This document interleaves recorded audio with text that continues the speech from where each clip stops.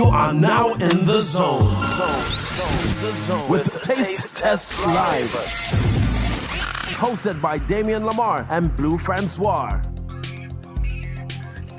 All right. I am not the dubious professional that you are, Professor Johnson, when it comes to public broadcasting or broadcasting at all. I'm going to preface by saying that, okay? Say it with prestige. Right. I am not. And I have not arrived. I am striving to be the. You done? I didn't finish my sentence. Way too much. I just want to eat from the taste test. I just want to taste. Just taste. Yes, have a taste. All right, welcome to Taste Test Live. Yes. We're here with, of course, my co-host, Mr.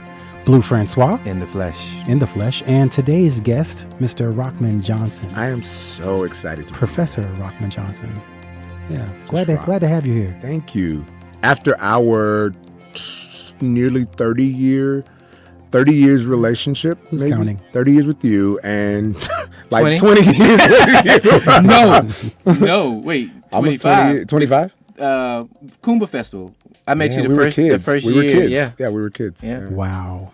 Yeah. We go back. Yeah. So I guess we would be considered like salt, the salt of the earth. That's crazy. I just thought Little about seasoned. Man, I'm a good old dry rub. Yeah. I'm a little more advanced than I was, but I'm thankful for all of these experiences. Yeah. Well, I'm glad you took some time out of your very, very busy schedule to come and talk about music and your passion for music and why your life revolves around music, or is it the other way around?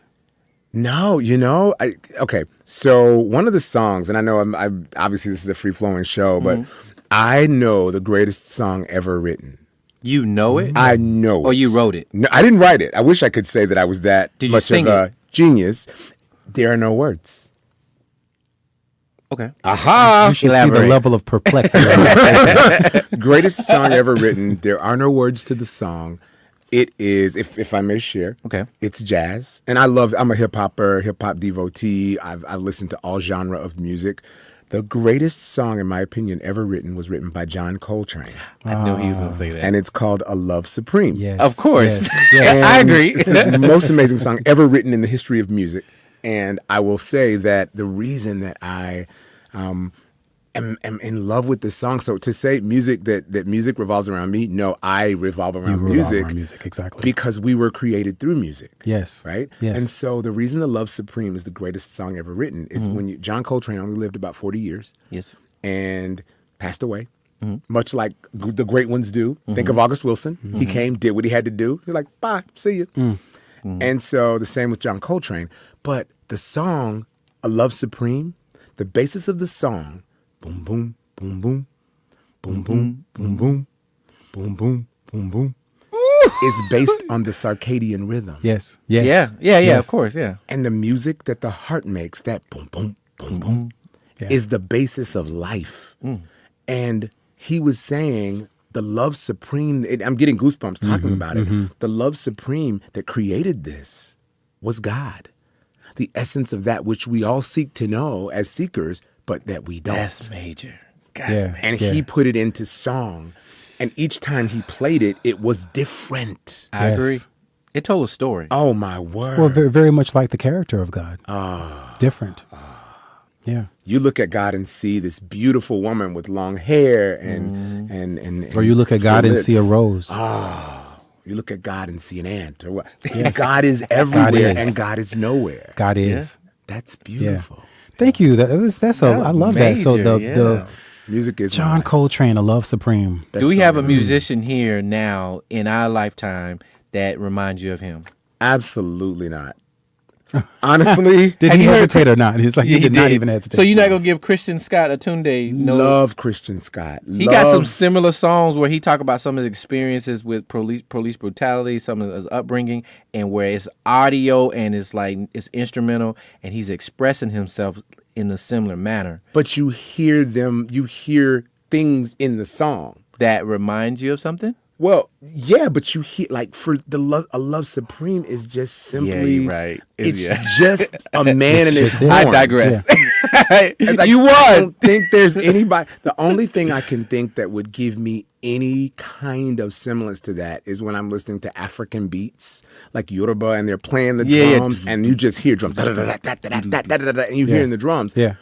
Yeah, nothing. Yeah, you're right. Because there are no words, there are no sounds. They're just, It's not just music. Just music. Love supreme. And he didn't think about it in the beginning. He didn't say a love. This is like when he first did the song. Yeah. He didn't. I know even that's say actually a different. That's a different version. That was Later added, on, yeah. right? He just came in and just love supreme and just mumbled it. Yeah. Right. But in the initial incarnations of the song, he was just playing. Yeah. And interestingly enough, for the creation of that, like most other music and many other things, he was high. Yeah. Remember, he was on heroin Yeah. until and it elevated him. I'm not sure if you knew, but he's a saint now. He's a what? He's a saint. I know. I didn't. Wait a minute. I love John You Coltrane. said, okay, so what Coltrane. What qualifies him to be a saint? Who named him? Well, there's an Orthodox church in California. And in this Orthodox church, because of there were miracles attributed to him, kind of like Catholicism, and they have, like that's how, I don't know if you know the process of going through sainthood. Yeah. There have to be certain miracles attributed to the individual. Like, hey, I prayed to, God through this. So they people praying to him? Well, again. Well, he's a saint, so. I can't say because I wasn't there and I don't know, and your belief is your belief, but I know that's how it works in Catholicism. Right, it does. You pray to the person or to the memory of them to God through them, and your miracle happens, and so you send it in, and some holy person says, "Hey, okay, that is a miracle." Does he have a statue of himself? Not of himself, but there is an effigy. Because most saints that get to effigy, they get. There's an effigy. There's like a stand up. So, but there is something of him. Yeah, they even have in the Orthodox I gotta look this Church up. in California. Look it up. It's in L.A. I haven't been yet. Every time I go to L.A., I swear that He's going to be going. You should check it out. I should. They have a John Coltrane service. So I'm all going. of the I'm going. all of the music Yeah. that is in the service, even though they do the regular Yeah. to God and what have you, the music that they use for the service is all composed by That's Saint Coltrane. mind blowing. That's amazing. I mean, that was a Beyonce service. You guys knew about that, right? I saw the Yeah, video. yeah, Yeah, I did. yeah. I did see that. That was quite That's a bit interesting. much for me. Yeah, that's weird. Choirs learning her songs and Yeah.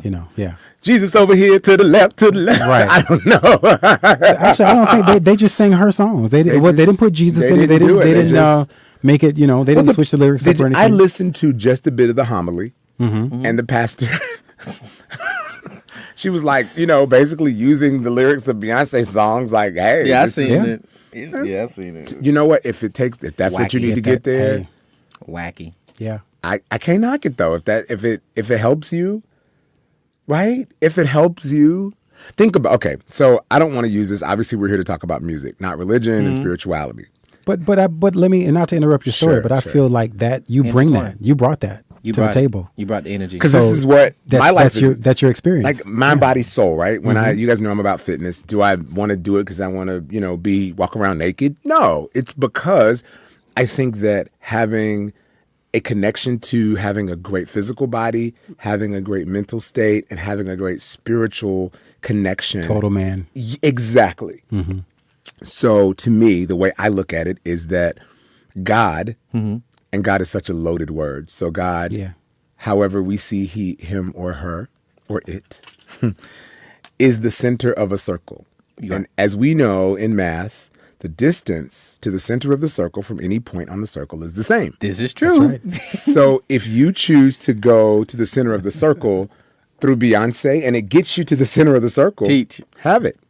If I choose to brilliant. go to the Catholic Church to get to the center of the circle, but our agree goal with is that. all to I get do to the too. center I of the do circle. too. And I can't knock your way of getting to the center of the circle. As long as 'cause- you get to the center of the circle. Because, again, the distance is the same. Yeah. Man, that just blessed my socks off. It really did. I'm It did. learning. It's a I'm a seeker. It's a journey. Yeah, because it's about perspective and music too. Has a lot of you have a perception and a perspective on music. That's right. And most people don't realize that. No. So we're gonna take a quick moment just to before we dive into a little bit about you. Let's talk about Sunday. Okay, Sunday was a good day for me. Yeah. Because I was feeling loved. Really? That's I felt like I was feeling light and love, and I literally curated Sunday show on Sunday. I didn't do it in advance. I kind of line my show up, and music will come to me that week and say, "Hey, you got to play me this week," and I'll play the song. Sunday, it all came at one time, and I actually played a few songs that I had already played in some of my old shows. Yeah, I noticed that. But I felt like they were apropos for the It thread. was needed. Yeah. Right. And so started off Sunday with, I had never heard this guy, Jody Abacus. Have you ever heard of him? No, I saw that. I mean, I think I came in on the second song, but yeah. I Yeah, saw that. Jody Abacus is this British, he's grew up in South London, this British artist, and his song was called Meet Me in the Middle. Yeah. And it's a good song to kind of like break Set up the the tone, monotony yeah. and kind of set the tone, and again, it was the top of the hour, so you had no idea what to expect following that. Right. But I'm like, hold on, let's start with Meet Me in the Middle. Meet Me in the Middle. I'm about to do something here. Right. So we started off with him. I love this song, and I started diving into a lot of his older music, and then he's been out for a while. He's done a lot of production. A lot of his album artwork is very it's very, very hard to describe. Yeah, it's very, because I seen that when I looked Jamiroquai. Avant-garde, unique. Can't really, exactly. And I like that about him. Yeah.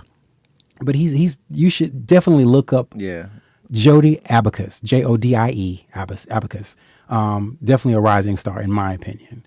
Moved from Jody Abacus to Fantasia. I just had to play Fantasia. You were really feeling loved. I was feeling love. And it was funny because I never had an opportunity to play her on any of the shows before. But with her songs, she's got so many great songs. I felt it was hard to find the right one. But this particular song, speaking of the spiritual aspect of things, it ministered to me. It's called Stay Up. Yeah. No matter what's going down, stay up. Yes. With Stacey Barth helped her on that song. That's what made me. She's a monster. Yeah, and normally you don't hear Fantasia Do stuff with other artists. Yeah. Because she's so powerful. Right. It's like a Patty, like Stacey Barth can hold her own. She held her did. own with fans. She She did. can't hold her. So, stay up, and that's the, meet me in the middle. Yep. But stay up. Yeah. Right? So we're geting ready to go somewhere. Okay. And that was like a little bit of a I see hint, the right? soliloquy. Yeah. Okay. On a journey. And then Jaden Smith, I threw him in there, and I've been wanting to play him for a while because Sire. yeah, exactly. He too is an artist. He too is unapologetic about how he expresses himself. Yeah. And I can see him being a genius. Yeah. You what? I can see him becoming a genius. Oh, my goodness. Like he was raised, he and Willow. Yeah. And their parents are brilliant. Yeah. Brilliant minds. Shout out to the wife. Oh, yeah. Jada, the wife. The matriarch. Yeah, of greatness. The Jada, who's matriarch her of red table talk discussions Oh, are very, my very nice. word. Her red table talks are, I'm Super addicted. Yeah. And Yeah. she's so, I thought my podcast was revealing. Oh my goodness. Yeah, she's my Red God. Table Talks, though. Yeah. She's like, yes, I was dating your husband while you were still married to him, and I'm sorry, girl. Right. And you like, And then just- you see her too. You see like with Jada, you see a little bit of glimpse into how she raised her kids. Yes. And they're so liberated. Their minds are so Yeah, open. yeah. And she allowed them to be as expressive. to be themselves. To be themselves. You don't Well. So because of that, I think Jaden, he got a little bit of that from both his parents. Yeah. And his album. Although I think it's more from Jada. Okay. Yeah, I agree. I know Will a little bit. because they from Philly. Yeah. Yeah. And He's very conservative. He would be a conservative parent. He would And be they much both like our kids growing parents. up. and remember though, Jada, do you remember, was it Ice Cube? Not Ice Cube. Was it Too Short? It was Too Short. I don't know if you remember this. Jada was like 15 years old. This is before she was the Jada Pinkett, before Different World, before all of this. Yeah. She was doing an interview, or she was on, like, remember those shows? I used to be on Teen Summit on BET. I remember that. that. Yeah. It was Oh a my long God, time. I know, yeah. I'm telling my age really now, because Teen That's Summit. salt. That's that salt again. Yeah. Jada was on this show, it was like MTV or something like that, and they were interviewing her, and literally Too Short was sitting behind her. Yeah. And Jada is like literally 2'1". Right, At right. 16, 15, whatever. She turned around and she was like, I don't like the way that you all refer to women in your video. Exactly. And what you Yeah, need I to seen that. do. And she was like, Was "You're that like, on who's this Oprah? little girl?" No, it was like one of those MTV. I know. I seen that. Teen I seen that clip. Summit-esque- Yeah. yeah. But I think it was Jada that was more. Up in, It wasn't too short. It was. who was it? Eazy-E. Eazy-E. There was Yeah. somebody in Eazy-E. that genre. Yeah. Yeah. Easy. So Rest you know, in peace. Rest in peace. Yeah, rest in peace, Eazy. Definitely want to pay homage to all of the greats, the hip hop greats. That's gone. But Jaden, you know, he with Fallen, I thought that was a pretty good song. It's a good song. I like it. Definitely a very good song. And then of course his new album, he decided to put that out and do an electronic version of all of the Yeah, we songs that talked he about released that. last. Yeah. So if you haven't heard that, you can hear our little snapshot about that last week.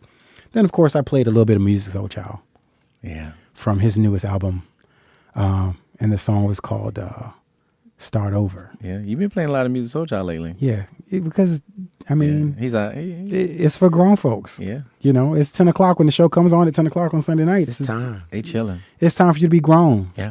And reset for another week. Yeah. So I had to play a little bit of that. I played some Solange, Oh yeah. Cranes in the Sky. I love that. I love that project. I do too. I love that project. I want to know how you feel about it, Rockman. Oh my word! Seat at the table. A Solange. seat at the table. Yeah. The entire project. I've Yes. been a fan of Solange since I decided. Oh. Okay, so I've been rocking with soul for a minute. One of my favorite places, if I were not in my mind, there are two places in the world. Well, okay, not in the world. Two places in the United States that I, in my mind, that I'm from. One is Brooklyn, New York. Having spent some time and lived there in Philly and all that. But Brooklyn is in my mind, I'm from Brooklyn. But in my deep part of my mind, baby, I'm from New Orleans. Yeah. I'm from New Orleans. And Solange, notice I said New Orleans. New Orleans. New Yeah. Orleans. Solange has a heart for New Orleans, Yeah. like I do. And so I was attracted to her and having, I met her before. And how about this? So did you guys see the video? Yeah, Her yeah. sister. Solange's sister. Yeah. I'm just gonna say Solange's sisters. Because no one. You ever can say says that. ape. Shh, just don't say the T part. But that's why I say ape because it's the letters. Like I make it better. So on the video though, was that not Solange's Cranes Yeah. in the Sky with that Yeah. little part where they Exactly. were Yeah. doing the little up and down at the loop? I'm like, how you gonna you need to be Some like my messages, sister though. choreographed Yeah, this, exactly, right? yeah. Right. Yeah. We're going to talk I about see you, Beyonce in B. a little bit. I too. see you, B. Yeah. Yeah, Their, that was a good their project. family is very, But I love it.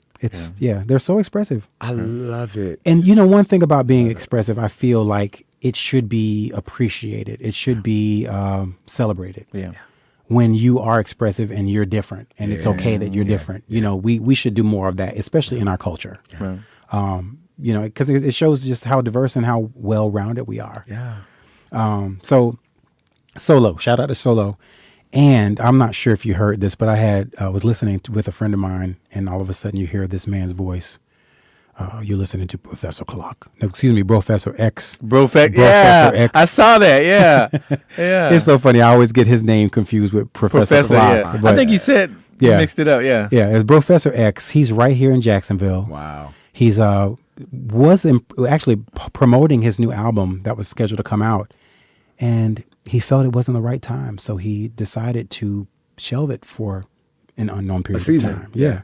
But his new album, the single that he sent to the show was Precocious. Really good track. I got to have him on, and I think we're working out the details right now, but he'll be on. Definitely love to hear his voice. Yeah. Played his track, and then played Plaza, Pickup. Also played Gregory Porter with Layla Hathaway. How do we ever lose our minds? I think that was my favorite song. And I think I fall emailed apart. you that. I think that's Yeah, one of my man. favorite. Yeah. That's one of my favorite. Somebody told me they thought that was Lou Rawls and Roberta Flack. I was like, no, man. No, way off the mark. No. But Way off the mark. I'm sorry. yeah, but Gregory Porter and Layla together. Yeah, I'm trying to see who would. It's that deep soul, the deep soul, So had to play Insanity. Yeah, that's It's like stop going around with this insanity and just like let's just love each other and appreciate this. Love more. Yeah, love more for sure. And then of course ended the first set with Moses Sumney. Do you know who Moses Sumney is, Rockman? I do not. Oh my God. Yeah. Oh my God. I discovered Moses Sumney at an actually I have never heard him perform live.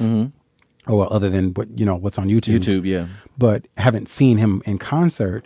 But he had the privilege of opening up for James Blake, who is another artist in the UK artist. Moses Sumney released us, believe it or not, the story behind Moses Sumney, my story, that was spiritual for me. Okay. When Matthew approached it like grazed the eastern seaboard of Florida. Mm-hmm. I live in an evacuation zone, so I had to pick up my things and you told me go. Mm-hmm. Got in my car. Me and my dog, my best friend and my mom were in the car behind me, and we're heading down to Tampa. And we get to the very end of I-4, right where I-4 and 75 meet, and it looked like a parking lot. Both sides, every lane, top to bottom. And speaking of Solange, I was on Twitter, and Solange tweeted, "You got to go check out Lamentations by Moses Sumney." She just like tweeted him. And I'm like, okay, Solo saying I should listen to him. Let me put him on. I ain't got nothing else to do but sit on our way. And put the album on, and he released an EP, and it was dropped a lot during a lot of the police brutality incidences, a lot of the shootings that were happening. And the album, to me, it was a nice, complete album, but the very last song on the album is Incantations, which is a song of the angels. Mm-hmm. And he sang in Hebrew, and it was so exquisite. And it literally, it calmed me down from all of this anxiety of, oh my God, I'm going to go back home and my house is going to be flooded, or I'm not going to have anything, just things, And I listened to that whole LP or the EP the whole weekend. Wow. Completely. And came back to nothing. Nothing happened at my house. No flood, no nothing. Thankfully. But he then released an album called Aromanticism, and which he'd been working on for a while. And just this dark-skinned guy that grew up on the West Coast a little bit, but also lived in Brooklyn. So he's got a little bit of both the East and West Coast. But his falsetto is exquisite. Like Bilal? No, beyond. Oh, Beyond? Beyond Bilal. Yes. Oh, I got to hear some more of him because I didn't hear. I heard the falsetto, but Beyond Bilal. Yes. Oh boy. Yes. He plays guitar. He does a lot of stuff with he layers his vocals with a foot pedal. He did a tiny desk. Yeah. That's what. I seen that. Yeah. And very different, and it does not fit the mold of traditionally what a record label would be looking for in an artist at all. Right. And he does have. So he put out a song called Quarrel. Don't call it a lover's quarrel. Yeah. And it's funny, like when people ask him about what the song's about, he said it's about my relationship with Spotify. Well, Spotify been getting thrown under the bus. So wow. Well, it was a good show, though. It was a good show. So that I ended up going there, and then DeWitt happened to be in the studio with me, and he introduced. Believe it or not, he shared for the first time. He's like, "You should play this on your show." I was like, "Okay." So DeWitt Cooper, really good friend of mine, local choreographer, shout out, came by and internationally acclaimed. Give him all his props. MFA case where Damien don't like to give him his props. Damien does like to give him his props, but do you like to give him his props? Of course, Damien always does. But absolutely. But DeWitt, to me is because he didn't say international. You said it. He did. Well, I didn't get to it yet. Oh, okay. In fact, I knew DeWitt. He's taking away your credit. Go ahead. I knew your them shine. Exclusively. He's dimming your shine. No, I knew you right. I didn't know you didn't know DeWitt. Right. I knew you and grew up with you. I knew DeWitt and grew up with DeWitt. Yeah. But none of us knew each other as friends until years later. Yeah. Which I'm grateful for, because we all have different aspects of our friendship that allows us to sort of like commingle. All of us, Clifton. Oliver, another Clifton Oliver, superstar. He's in town, as a matter of fact. Yeah, he's back. So I felt the need, and it's interesting because the song is called True or False by Roy Obiedo. Yeah. And it's from 1993, which was like, it's a great, I went back and like grabbed this song, and I'm like, wait a minute, he's playing this song. I'm like, oh yeah, I'm definitely playing this on the show. Yeah. So played that, and then of course, because he loves India Ari. Yeah. I had to play Beautiful from her first Beautiful surprise. Yeah. Such a great song. I played a little bit of Freddie Joachim, which is an interlude from his Patiently Waiting album, his EP. The song's called Hours. Played that and then closed out. Yes. I closed out this Sunday show with a song called Time. Great closer. By Mr. Billy Porter. Great closer. Great. That was a great closer. Yeah, and he's receiving a lot of accolades right now from a show that I literally just saw the season finale, Pose on FX. Yeah. Don't That tell me show, about it. I haven't seen the I finale. wont, but you need to catch up. It's a good show. Yeah, I And- wanna watch and it they ended too, yeah. nicely. And I props to them for getting another season. They got Yeah. renewed for another season too. But I will say, I'm glad I waited Yeah. until like I watched the pilot, Uh-huh. and as an actor, I was like, oh god, this Yeah. is horrible. You got to put us Yeah. through all this. No, I thought it was horrible. Yeah. I I thought did they too. couldn't act I did too. until I realized they were channeling the '80s. Yeah. Right. and it was supposed to be kind of Yeah, campy. it's supposed to be, yeah. Yeah. Because what is the woman's name? Electra. Electra Electra Abundance. was very campy, and I'm like, okay, this is too much. But she does a great job in being the '80s. So. I just have to say one thing about Electra. She knows how to read. I mean, she can just like. Now explain to us what reading is. So we know what that That's is. when somebody like. That's when somebody basically like tells you off, and you have nothing else to say afterwards. You have just been read. Close the book. Put it on the shelf. Go sit down.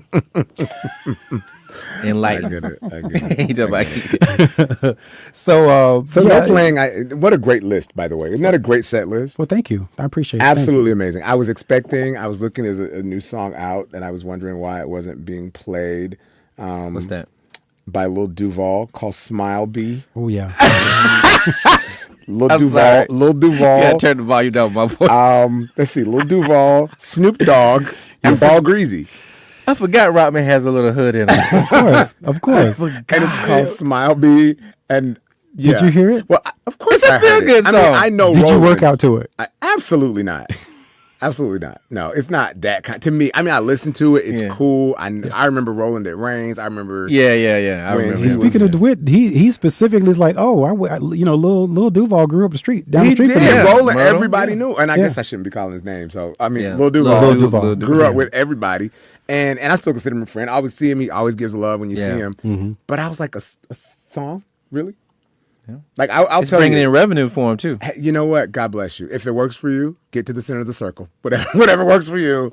I know, because I'm usually a trap guy. My little fitness company is Trap Life Fitness because I absolutely Trap. Yeah, I see that, adore yeah. trap music. I know it sounds crazy, but I'm a trap Yeah. music It's fiend. definitely not a trap song. Yeah, no. No, yeah. But I got it in the other day. I was at the gym to. Please don't judge me. Okay, I'm not. Well, first of all, this is a judgment-free zone. So Well, yeah, but when I tell you I was listening to Sierra. Level up. Level up. I'm like, if all the guys in the gym really knew what was pumping through. Oh God. But it was like, level up. You know, and I'm getting it. Yeah. Yeah. I'm happy to see. Speaking of Sierra, I like the fact that she's maintaining true to her roots because she Yeah. gave you that when she first came out. Yeah. But she's become such a beautiful woman, Yeah. She really has. and she still can dance. Yeah. Still got, like, her Kiki challenge was, I did the Kiki challenge. Oh, you by did the way. Kiki. You did it. I ain't saying It was, wow. I got like a bunch of views, like 20,000 views or something crazy. Yeah, it's crazy. I forget who you are sometimes. I forget that you're Yeah. like. Whatever. Anyway, I did You the know. shiggy. That's what it's The called. shiggy. The The shiggy. shiggy, yeah. My version of the shiggy in a tie. And so, but I saw Sierra's and it was, to me, beautiful. Yeah. With Russell and Russell They was in in the back. Africa. Yeah. Yeah, Oh, yeah, the right, and the landscape. view. Oh my Oh. God, in the background. Yeah, so nice. Beautiful. Yeah.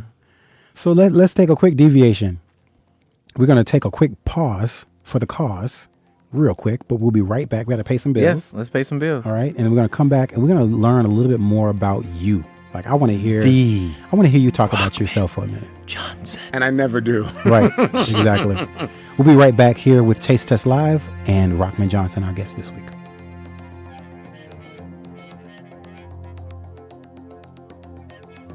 All right, welcome back to Taste Test Live. I'm your host, Damien Lamar, with my co-host here. Blue Franswa. Yes, we are here with Mr. Professor. I always do that. I just like to say it. Professor Rahman Johnson, welcome. Which is, Welcome thank back. you. Thank you, first of all. Thanks for You're having welcome. me. You're and welcome. It's weird because when you think of professor, you think of, I guess it's loaded. Greatness. Wow. I guess I never thought That's of so that. awesome. Yeah. I just think of, Achieved. fuddy-duddy. Oh yeah. Somebody with the glasses and the pipe, the cardigan. That's what they fed you in TV. See, that's what they put out in TV land. Yeah. And I don't know. It's funny because I tell my students that I don't actually, I refer to them as a learning team, right? Not classes. We're learning teams, and I'm a learning coach. Yes. Even though I do have all the degrees in You do. credentials and all that stuff. I was like, hey, we're a team. So if I'm not learning and you're not learning, Why are we here? why are we here? Yeah. So let's do this as a team. And so I tell them when I walk in the door, I don't say Mr., I don't say Professor, Doctor. I'm just Rahman Johnson. Yeah. 100% of the students call me Professor Johnson. Well, they have to. And No, they don't. Well, I think it's out of respect. too. It is, and that's cool because I don't require it. Okay. And that was what was so beautiful to me. Like they'll still say Professor, and like some of my students have graduated now, and I'm like, look, It sounds nice though. Yeah, it does. I was feels going to good. say that. Feels Yeah. good. Feels So good. so just run with it. Oh, it feels good to know So that I did. you're a professor of communication and journalism at Edward Waters College, my undergraduate alma mater. I also travel the country and lecture. I've spent years as by trade, besides the acting, we'll talk about that, but I am a journalist. I'm a member of the Society of Professional Journalists, the National Association of Black Journalists. Yes. I am a communicator. I mean, that's what I do. I feel that everyone kind of knows why they're here. I'm a storyteller.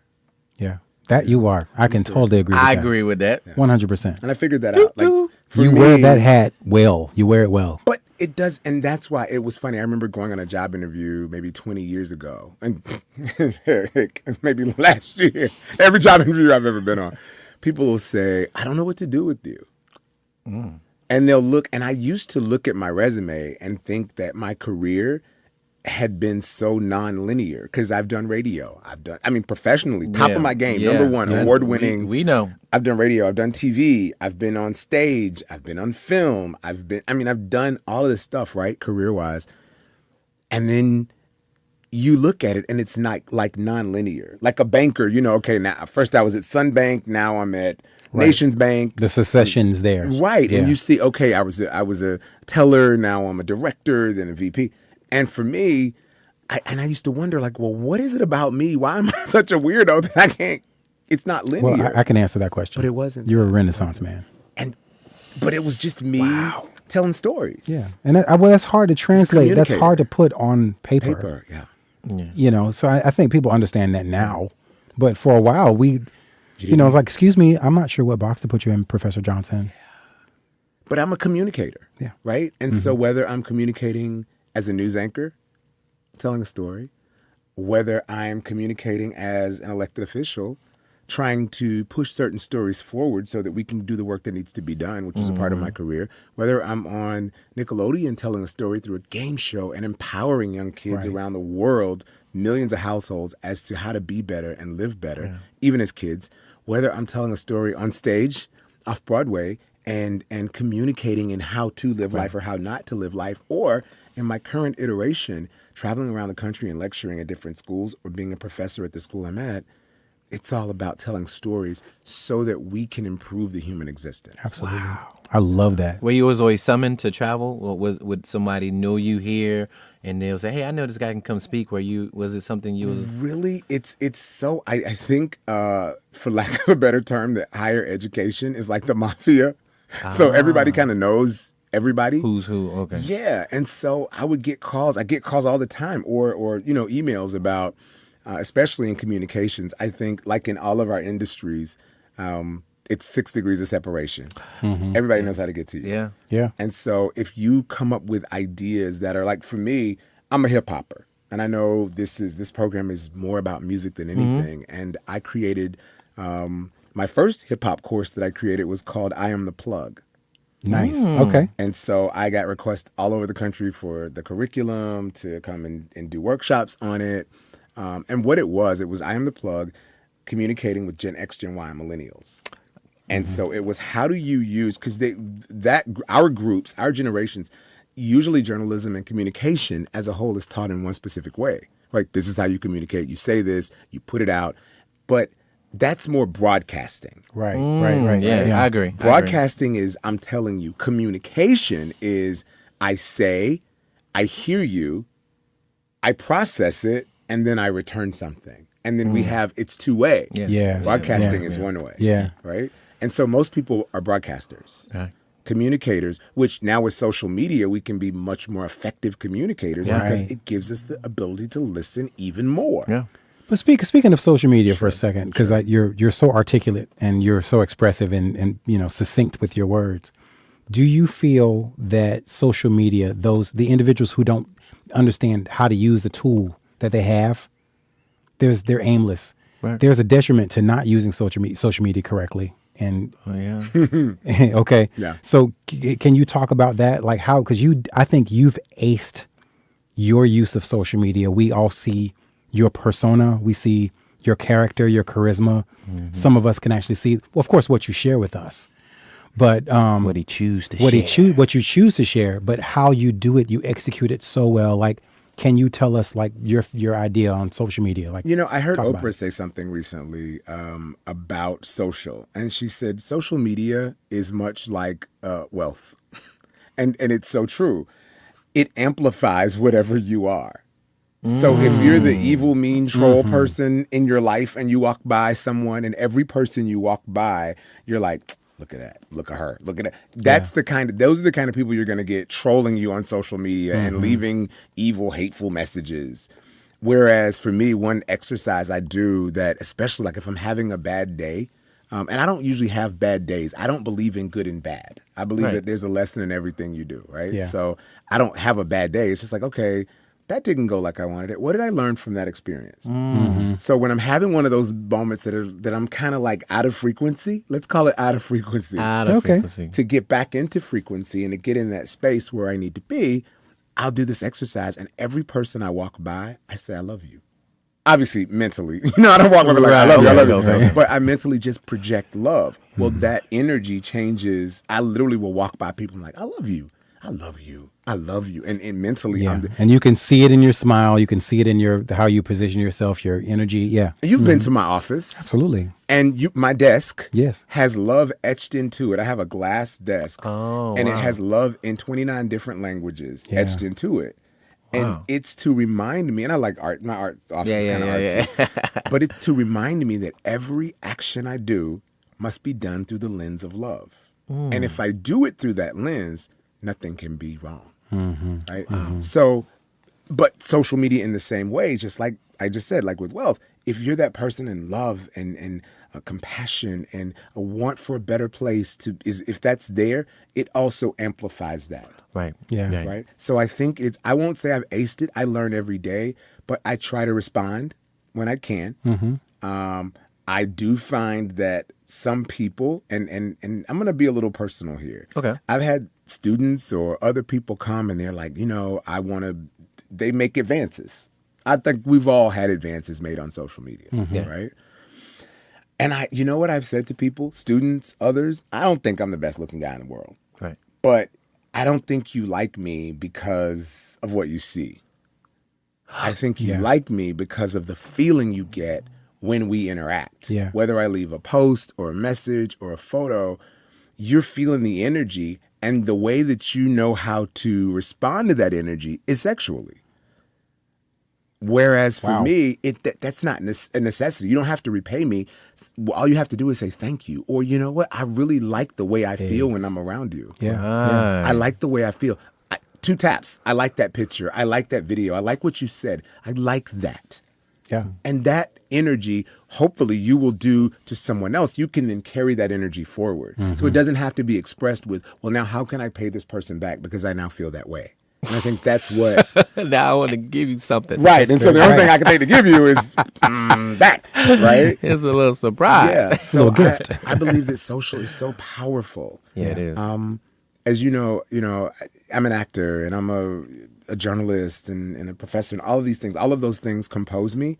None of those things define me. Absolutely. Right. Great. And I was looking to go. I needed some time away from news because I was the main anchor at the last station I was at. In Tallahassee? And the last station was Tallahassee. Yeah, okay, I remember that. And I remember. I was like, here, like every night, I was the main anchor, so I'm doing all the main shows, right? So I'm doing the 11 o'clock.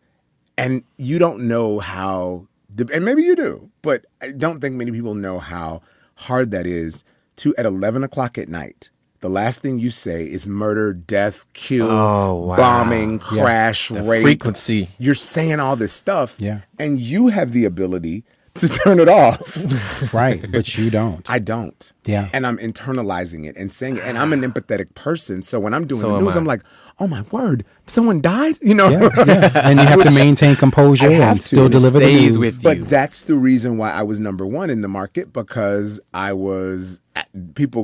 we connected, right? It wasn't because people don't, you can get the news anywhere. Yeah. People watch the news because they like the person that's giving the news to Absolutely. them and they feel like they have a relationship. Well, I mean, you're very expressive and you draw people into you when you talk. But think about 11 o'clock at night, though.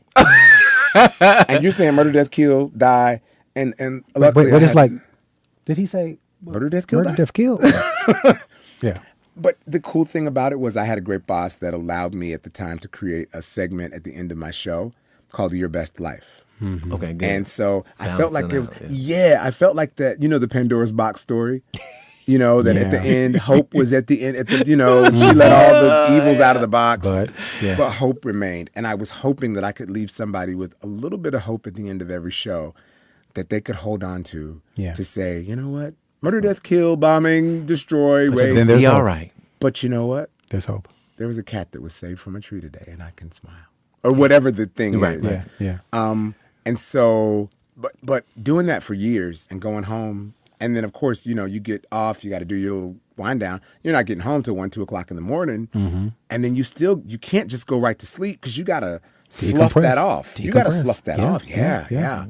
So I took some time out, and then I said, okay, I'm missing telling stories, right? Missing acting, I think I'll go back into the news. And I was interviewing, and I just couldn't find the right fit. I talked to TV stations, I talked to radio stations, and I couldn't find the fit, not in my hometown, not anywhere else. And we would talk, and I would get these interviews, and it was like, you're amazing. We just don't know what to do with you. One news director said, I'll have to blow up my entire newsroom to bring somebody like you in. So what do I do with you? Yeah. I can see that. And in being as authentic as possible, that's painful. Yeah. Because no one ever said, you know what I really wanted to hear, Blue? What's that? I wanted to hear somebody to say, Rahman, you're really not that good at TV. Right? Because then I would say, okay, cool, I'm not that good at it. Let me go find the other thing that I may be better at. Right. You think you would have really said that? Yeah, I would. You wouldn't have felt challenged? No, I would have. I honestly, because I would have, maybe I would have. But I challenge myself. Like, I am my competition, right? Yeah. So every time I did a break, I was like, how can I do it differently next time? I would never, if you look at the packages I've done in news, I never did it the same way. I was in Once on This Island. It was the first time that Theater Jacksonville, this is a Jacksonville story, Theater Jacksonville had done an all-black cast. First time, right? Musical at Theater Jacks. And so I was playing Agwe, the god of water, in Once on This Island. And every show, I would do, and Noble Lester was the director, God bless him, who was able to deal with my crazy. Every show I did something different. Still brought the character Agwe. Like, I learned Creole. You're Haitian. You know my love of Haiti. I learned to love Haiti because of Once on This Island. That's why I learned Creole. I went and learned a language to be a better Agwe, right? I would speak only in Creole, like they were like, okay, he's really flipped out. Yeah. But You became Agwe? I became Agwe. One show, there was a rake that 6 feet up in the air, there's like a thing that goes up in the air. I ran to the top, and I was supposed to run to the top and run down to the bottom. One night, the energy was just there, and I ran to the top, and I leapt off. Oh my goodness. And that's what Noble's like, oh, he dead. But that happened. Yeah. And so for me, it's about pushing the boundaries. And so when you hear somebody that says, well, I really want you, But I don't know what to do with you. Yeah. I mean, I think and this is my personal opinion, I feel like a lot of people, based on how things used to be, want to define. They want to be able to tie you up in a bow and present you a certain way. Yeah. And when they can't, they don't know what to do. Like, this is too difficult. So that's why you shouldn't put Kanye in a box. He's a genius. Oh my God. No, I didn't say I'm that sorry. because I never said I was a genius. But what I am going to say is that today, and it goes back to your social media question, I created my own. With my podcast, tell us about your podcast. I mean, that's one reason why you're here. Plug it. And there are some other projects I'm doing, but that is truly my passion project. I feel that my love of news is satisfied with the podcast. It's called the Rahman Experience because it's an experience. Yeah. We talk everything from CBD to TV shows. We've had musicians. I'm hoping you guys will come on soon. Yeah, we've listened. Well, I've listened to it. I have too. Laugh. I just be like, oh. I mean, like A-Train. I thought that was a great show. Yeah, no, that was funny. I did a radio show with A-Train before. Oh, so funny. Yeah. So we've had some great experiences, but the Rahman Experience is on.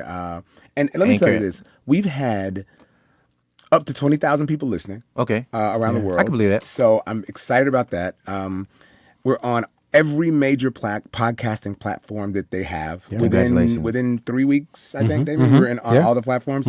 Stitcher, Spotify, iHeartRadio, iTunes, Spreaker, YouTube, Castbox, SoundCloud. I mean, you name it. You can't throw a rock and not hit the Rahman Experience. The Rahman Experience. So look, RAHMAN. It's everywhere, and that has been fulfilling because I can still tell the stories, and the differences now. Yeah, it's me. Yeah, absolutely. Oh, it's definitely you. Yeah, it is you. It is you. Authentically you. Yeah. I mean, as a listener of your podcast, I feel like I get some news. I get some relatability. Like I relate to you as a person. I learned something about my friend Rahman that I never knew. Yeah. And then I get a chance to actually really get an insight on other people that I would never know about. No, I'd be like, whoa. Yeah, I mean, like Megan, MJ Baker. I'm sorry, I better call her MJ. MJ, who we've known first name 30 basis. years. No, we know. Come on, we grew up together. All of us grew up together. But MJ, she said, "What?" I remember this show, and she was like, "What am I doing, telling you all my business about the man I used to date that made me write this song?" And I mean, she was going in, and she was like, "Okay, you really," and I've known her for 30 years, plus. And she's like, "Yeah, you know way too much now about my life that's public, you know." But it was great. It was a great show. So she's another great storyteller. Once you get her to open up, she would tell stories. So it was great having her on as well. Yeah. So what's next for you? Well, this semester at Edward Waters College, I have been asked to develop a new course. It's called What It Do. What it do? What it do?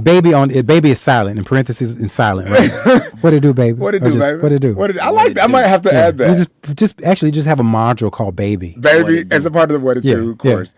Well, What It Do is one of the things. This course is specifically geared toward freshmen. My other course, I usually only teach upper level students, so only juniors and seniors, usually seniors, that are going into the field. And What It Do is it gives an appreciation for news. I'm very passionate about news. Yes, you are. But I want students specifically to have that passion to understand why it's important that they understand what's going on around them. Yeah. And What It Do encompasses that for the hip hop generation. So there's going to be a hip hop slant to it, but they're going to be able to not only appreciate it, but be able to tell stories in ways that connect with that generation. Meaning you can't go and do the long form journalistic things that we did.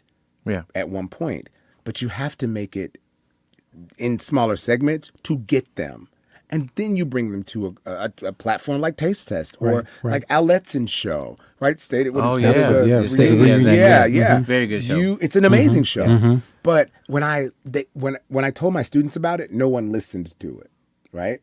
When I got a snippet of Al's show and let them hear a part of it that they could, then they were like, were intrigued. They were intrigued. Right. And then that got them to looking at the larger show, which is what we have to do. Rather than saying, I was with someone recently that said, a teacher, our students aren't learning and they've got too much technology and we need to just have them sitting there with a book and a pencil.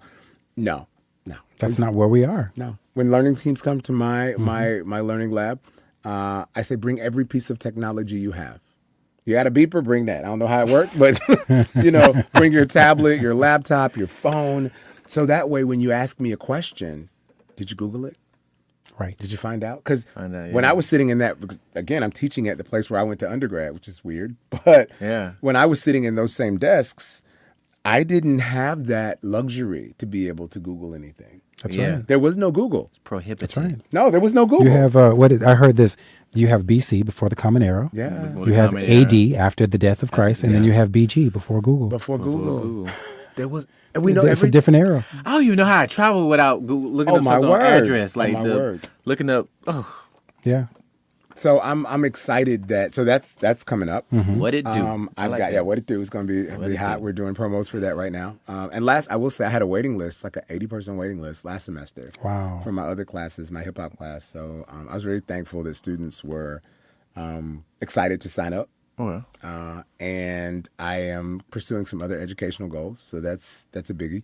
Got to keep the SAG card active. Yeah. So got a movie project coming up. All the right. end of the I'm year, happy about later that this too. year. Congrats. Yeah, I'm getting back into. I've missed acting, and I don't know whether it's I just haven't put the work toward it, the energy. I don't know what it is, but I think I was getting older too, and so they were like, okay, where do we put him? Is he the dad? Is he the older brother? Is he the where does he go? I think he'd be a good uncle. I was thinking that. Yeah. The ratchet uncle. Unc. Yeah, so I'm acting more. Speaking of, and I'm just going to bring it back into music for just a quick, quite a second. Speaking back to your podcast, the Rahman Experience, the intro. You got to tell me about the production. Yeah. How did you put that again? Well, Yeah. he's a musician at heart. So I do sing. Damien, I've been trying to get on the track with you for years. I just don't think I'm up to because I'm not a singer. You won't Right. let him get on it? I'm making faces right now. I'm No, like, because I'm going to tell you the way I got my gig at. I never thought I could sing ever. So I auditioned for the Once on This Island with Noble. It was my first not in the shower singing gig because I would do serious acting all over the country, but had not sang till I did Once on This Island. And Noble was like, "Are you a singer?" And I was like, "Well, no." But I'm an actor, and I'm gonna act like I can sing. If I do, I'm gonna be. And I got the gig, not because I was the best singer, but because I was passionate about what I was doing. Right. So I love singing. I don't fancy myself a singer, Right. but kind of like Nancy Wilson says, I'm not a singer. I'm a song stylist. I tell stories. So if I need to use a song to tell a story, so be it. yeah. Right. I've seen you do that too. Just to tell a story. I sure have. Yeah. And so, So the intro, yeah. DJ Kid, who is one of my learning team members, is just, and I don't want to tell all of his business, but when I got to school, he was just like, "Want school? I'm just here, bro. He's so connected to our current culture. He really I'm is. just saying, DJ Kid was like, "Yo, this some bug," and I was like, "Okay, come on, let's talk." But So you knew you had some work you had to do. and we worked. Yes. When I tell you now, I saw he and his girlfriend in public during that night. I saw you. What was the event that we saw? We're downtown. At the Hemming Plaza. Our walk? There was No, we were there for It was like just 4th of recently? July or something. Remember? Yeah, it was. We went to Fireworks. Yeah. And I saw him and his girlfriend there, and I think, or at the jazz festival or something. And Kid is like, if you saw him in the alley, you might be like, okay, life is over as I know it. You know what I mean? And this guy, DJ Kid, I'll see him and he'll come up and give me a hug. Right. Yeah. And he won't call me anything but Professor Johnson or Mr. Johnson. And when I got to the school, he was like, "I'm done. I'm just here because I'm supposed to be, he was done." Yeah. And when I told him, I've been working on my podcast, as you know, I don't know that you knew Blue, but you knew Damien. For a while. For about a year. Yeah. Formulating it because I didn't know what I wanted and I wanted You told me about it because we was talking about taking pictures. years ago. I did. Yeah, you told me about but it. I didn't know what it was going to Be about. Okay. Yeah. And so Kid was like, well, "Mr. J, I want to help. So, what am I going to say? No. Yeah. So he's like, "I'm going to make you a track." Okay, Kid. Make me a track. I'm not expecting anything to come from it. And the Rahman Experience theme song came. And of course, I've done some rapping in my day. But I'm sorry to interrupt you, but you see me smiling. I'm over here smiling because the first time I heard it, I didn't think it was him.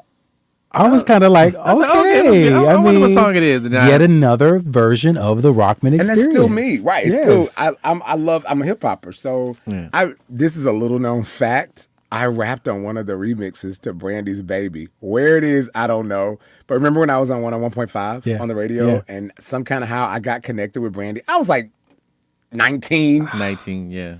Brandy was That 16 or 15 that or was whatever. The beginning of branding. Yeah, that was way back. This was before Moesha. Yeah. And I don't know how I got on her remix, but I did.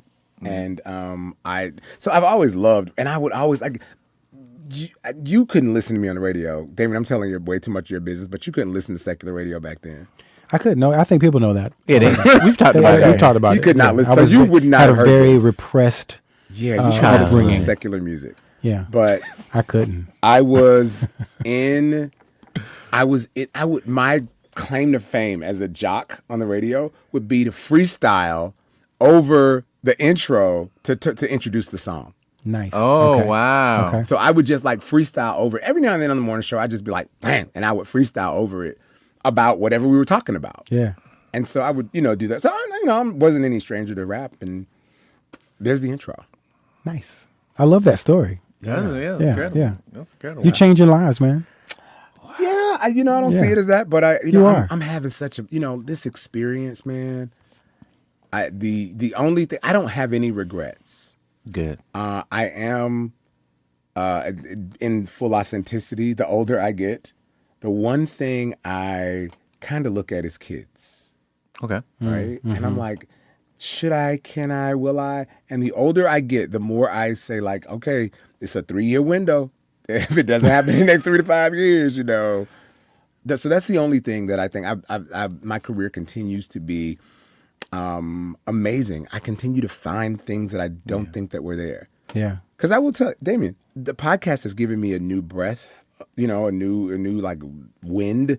Acting is always going to be there, and performing and all that stuff. Right. As you know, I host Amateur Night at the Ritz every Yes. first Friday down at the Ritz Theater Museum. I was the first host of it, actually, and I left to go do Nickelodeon. I just happened to come back to It was waiting for the you. city, and the guy who was doing it was like, I need a break. Yeah. And Here are the shoes. yeah, like here are the shoes that you and wait a minute. Do you know the guy who's doing Octavius? Octavius, yeah. And he reminded me, which I kind of forgot. He was like, He reminded you of what? that I discovered him. Oh wow. No! Wow. He said it on stage. Oh, wow. We were on stage and I was like, yeah, okay. I met Octavius. I don't know if you guys know Octavius. I know Davis. Octavius, yeah. yeah. Octavius has this is Now, he has an incredible voice. He does. Yeah. So I've never had a radio voice. I'm just me. Right. I'm just gonna be me. But Octavius naturally has this resonant. Yeah. Yeah. Paul. He does. So I remember we were at Edward Waters College. Octavius is very devout spiritually. And he had gathered some students. He was like going around, he ain't but big as this microphone stand. He was real skinny back then. All of us were skinny. And he said he was pulling students in. I think I was an upperclassman. He was like a freshman. And he was bringing students and wanted them to pray around the flagpole at Edward Waters College. So I'm thinking, okay, that's, pretty cool. And I'm walking by. I wasn't going to go pray with him, not because I don't like prayer. I just, do your thing, young people. Yes. Pray. Pray. Go pray. We need this on this campus. Yeah, commune. As I walk by, because I'm a senior, I'm an upperclassman. And I hear this voice, oh Lord, we thank you, Lord, for giving us. I'm like, what? That's him. That's Yeah. Octavius. Who is that? That's my boy. Yeah, the little weight, the little skinny body. Yeah, like all that voice is coming out of there. And so I met him and I'm like, dude, you gotta be on the radio. And he's like, well, he's very timid. He's like, I never thought about that. He's very, and so at the time, again, I don't mean to tell you all these stories, but I've been around a while. And I was working at WCGL. I remember. The gospel radio station. Yeah. And so I took Octavius over to them. I was like, you gotta hire this guy. And Freddie Rhodes hired him. And I coached him and he's still doing wonderful stuff. Yeah. And the reason I ended up at WCGL, because I didn't start off in gospel radio, I started off in secular radio. Yeah. I was at 92.7 The You was Beat at- yeah. first. I left 92.7. They had joined, I think. Well, That's this how is way before that. We're talking 1990. I started my radio career at about 16. Oh my God. 16. When I was at Wolfson, okay, with I Damien. had no idea. I was working on the radio there was a guy on the air named Doc Brown. Doc yeah, Brown. Okay, Yeah, we I had this remember thing, Doc and I would be like the youth correspondent, whatever, with Doc. I'd be on the air with Doc. We had this thing called On the P-Tip about staying positive. Yeah. Right? Yeah. I was on the air with Doc, and then on Friday nights, from the football games, I would do a call-in to the station from football games on Friday nights, a little report. Right? So I left. When I graduated from high school, I ended up going on the radio full-time. I wasn't at 92. I ended up at 101.5. Okay. Okay. At the time, it was Channel X, and then changed to the all new hot 101.5. I've been through, like I said, a whole lot in this career. I get to 101. Tom Joyner was on 92.7, but 101 had the bigger stick. And it was me. It was a guy named Buck Wild. So it was Buck Wild in the morning with Africa and Rockman. Yeah. And I remember that. Africa and I were, very, very close. I mean, we did, and Buck as well. And so we did the show. And what I remember is this was after Buck. This is when the merger happened, right? Okay. There was a merger. J. Core bought Eagle, which owned 101.5 and 92.7. So our general manager, I'm telling y'all, really, this is intimate business. Nobody probably has ever heard this story. Ooh, okay. Our general manager, and this is a guy who changed my life. His name was Bruce Demps. Bruce was the GM at 92. Well, when the new company came in, he became the GM for all of the stations. Well, he used to call in sometimes and kind of taunt us a little bit on the air. Not on the air, but on the hotline. Yeah. Right? Uh-huh. And so our big guy, Buck, would be like, "Oh, you ain't nothing." Like, he would go back in at Bruce. Like, and it got heated. Did he I would know take who it it as was? a joke. Did he know it was Bruce? It was the competition. But at the time when Bruce was calling in, he was the head of the competition. He wasn't our boss. And no one knew that one day he would be our boss. So when they made the switch and the everybody came under one roof, Bruce was like, "Here I am." And it then became Africa and Rockman in the morning. Wow. Right? Yeah. And so Africa and I were doing the show. But before or around that time, there was a guy who was actually in Howard Stern's book. This guy's name is Kevin Matheny. I think he's passed on now. Kevin Matheny wasn't the biggest fan of us, or urban radio for that matter. Right. As Howard Stern's PD, he was like mad to be in Jacksonville, I guess. And Kevin was like the main guy over programming. So they brought in this guy called Bubba the Love Sponge. Yeah, I remember that. I don't know if Bubba's still around. Bubba was in Tampa. He's back. He's still there. He's still there. Okay. So Bubba the Love Sponge was simulcast from Tampa to Jacksonville. Yeah. He took over too. But he got on the air, and his claim to fame was calling women B's and H's. Oh. Okay. Now, you guys know my brand. I'm like 19, 20 years old at the time, and I was all about positivity. And so I took a stand, and I was like, there's no way that I can come here in the morning and leave this wonderful message of greatness and positivity, and then in the evening, you got this guy on saying a Jacksonville B ain't nothing but a dirty B. Yeah. Like, he said that. I remember. And They moved him to WAPE after that. But he was there for a long time, and I'm saying, well, and at the time, it was I'm African American, in case you guys didn't know. Just throwing that in there. Thanks. But it was a predominantly urban station, African American listeners, and I'm like, so if he's so good and he's so great, why in the station they also owned WQIK, which was the country station Country at the station, time. yep. Why isn't he on there? Oh, they weren't going to have him. Why is he given to the people of color? Yeah. That predominantly listen to the station. So anyway, I marched in with my,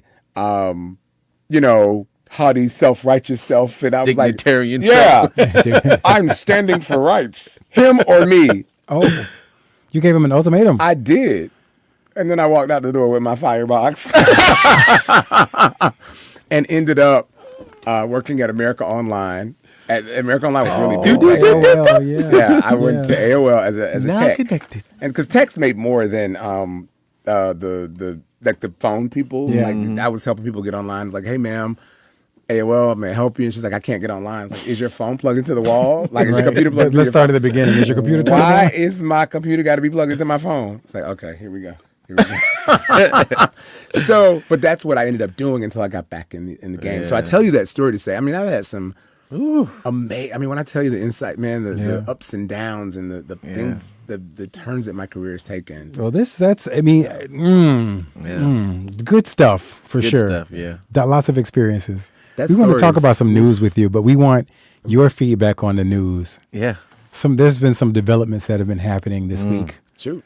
And first of all, Janet Jackson. Okay, we all love Janet. She's still an icon. Janet's 52 now? Yeah, and you know, she was tweeting all week. She follows me. I think she follows me on Instagram. I know I saw her stuff. He want to brag. Yeah, right. I like right, that. right. I like Well, that. no, I love Janet. Toot your horn. She's been He posting. he puts his hand up. She follows. Oh yeah, she follows me. I like Janet. Yeah. Yeah, we like Janet. This is 25. This is poetic. 25. Yeah. She posted. She posted today. All week long, she's been posting shots of her and Tupac. Yeah. Oh, 25 years of okay. poetic.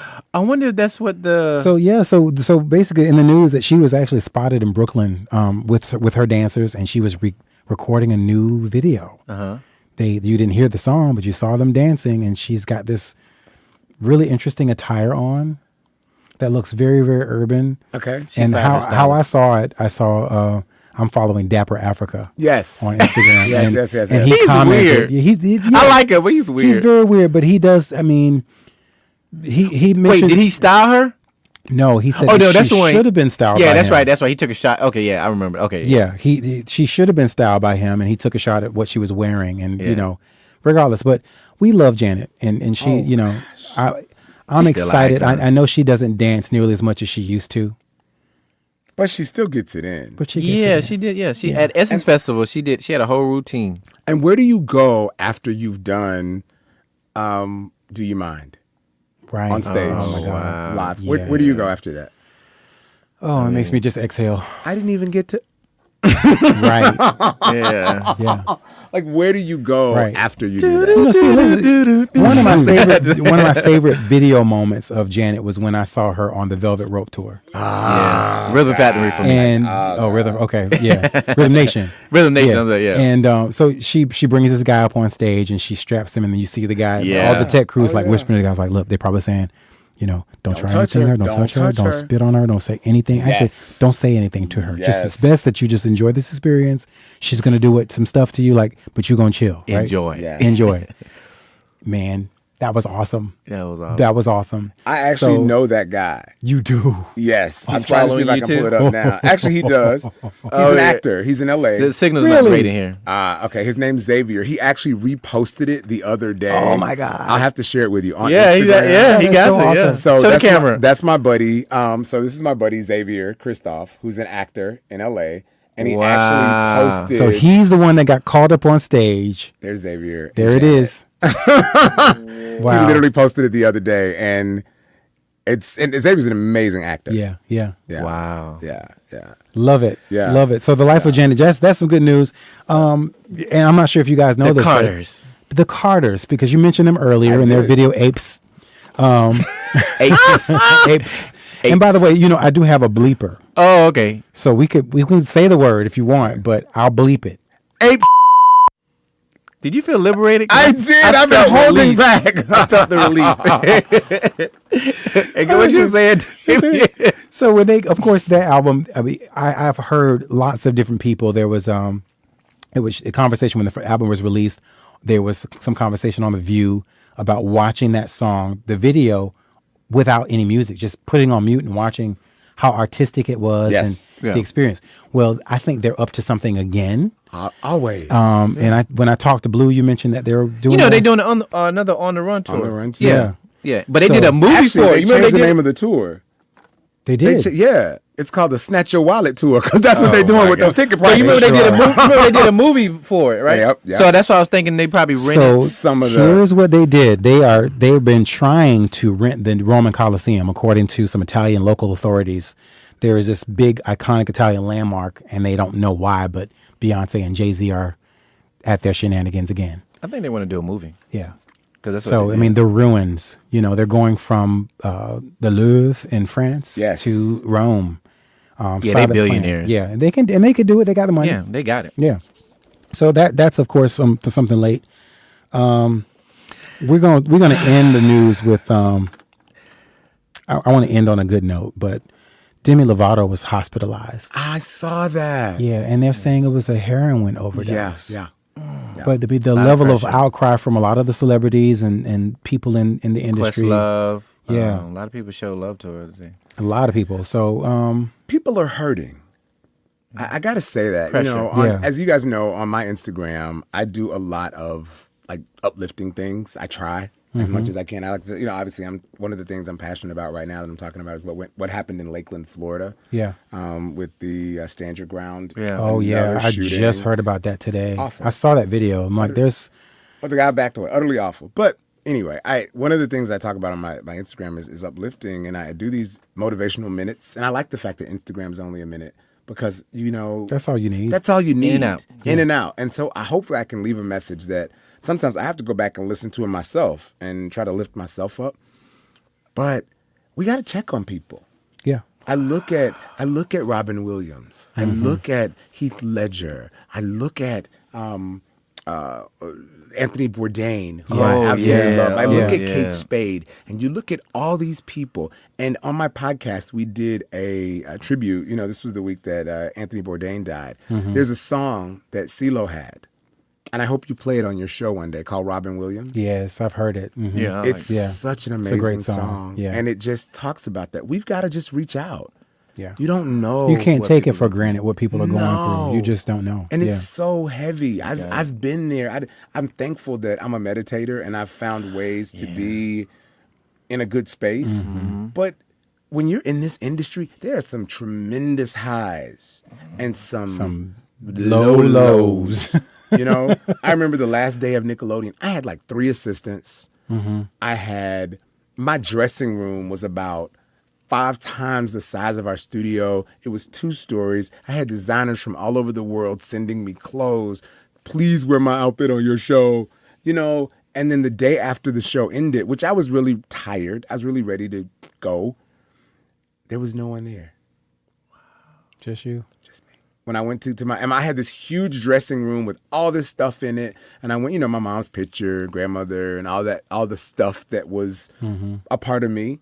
And I went to and mind you, I had 3 assistants before. Like I had somebody that just handled my wardrobe. I had a guy, like whatever I needed, they would get. I had people that would deal with script and like whatever, they just wanted, because there were so many moving parts. I needed that many people so that I could stay sane, right? Wow. What you don't know behind the scenes was, it was a lot of work. Yeah, of course. There were 2 IFBs, internal feedback. So I had, you didn't see them on camera, but I had 2 things in my ear, right? That you would never see. Right. One was from the Network Operations Center in New York. The other was from right there, what was going on. I couldn't have a teleprompter because we were shooting in the round. So I'm running around the studio with no script, thousands of kids. And it was, hundreds of kids, but per week, by the end of the week, you're drained. There's no energy. Yeah.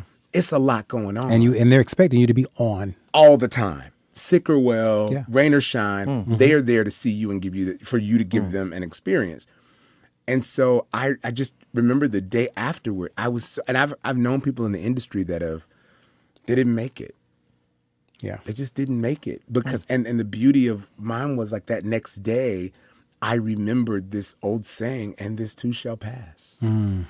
So all of that wonder and I appreciate the moments that I had in Nickelodeon. I appreciate every movie that I make. My life philosophy is expect nothing. Celebrate everything. Yeah. That's so good. Yeah. And that's what kept me good. sane. But there are those around us who don't have that foundation. And so sometimes it's good. And Damien, I appreciate it. I know, Blue, we don't talk as much as we should. And we're going to do better. But we've been there. We've been my there. word. Yeah. And sometimes I'll just hear from Damien, like he'll know that he'll like just a text. Yeah. Yeah. I want to know you're good. Or something simple. Yeah. Other friends of ours, Melissa Adams, Melissa's a dear friend, and Melissa will just, pop up, hey, let's eat, or whatever. Yeah. We've got to do that. Absolutely. Somebody else that's, and this is, of course, the most recent thing in news. It literally just happened yesterday. R. Kelly. Well, let's pause. Okay. Yeah. Pause the thing. I'm sorry. So, you talked a whole lot about people needing help. Yes. R. Kelly. Rock bottom. Yeah, he decided that he wanted to address several things and to, and I heard it. I can't say that I listened to all 19 minutes of his song. 19 minutes of a 17 song. minutes. We heard about 17. If you're not Fela or John Coltrane, I don't want to hear 19 minutes. No, and the song is called I Admit. And Granted, he off and on in the last couple years, he's been in the news, out of the news. There's been lots of allegations about him being a pedophile and that he urinates on people. And sex cultist. Yeah, he's performing all kinds of crazy acts. You didn't know that? Cultist. No, I like that term. A sex cultist. Yeah, I was trying to make it make sense. Yeah, sex it cultist. did. It made a whole lot of sense. In that term. Yeah. So I'm a linguist. Linguist. Yeah, Wait. linguist. Yeah. Linguist. Okay, Yeah, yeah. nice. You second guess yourself a lot. Don't do it. I know. Okay. That was good. But R. Kelly, I mean, obviously, people that in the industry, just like a couple weeks ago, I talked about how Kanye, who of course showed up at TMZ and just went on this rant about the fact that slavery was a choice. And he just stood up and said, poopity scoop, scoopity poopity whoop, scoopity poopity whoop. I'm sorry. You like that song. I don't, but you love it. And it's another person that just really, and as a matter of fact, somebody on YouTube decided to make that a 10-minute song. Scoopity poo? Yes, and they just posted the lyrics. Unbelievable. I mean, like, do we need to explain what we're talking about? Does anybody no, know? I think everybody knows. At this juncture, I they didn't know until yesterday. Okay, well, I thought it was a parody. Kanye West, who is also suffering from some mental illness.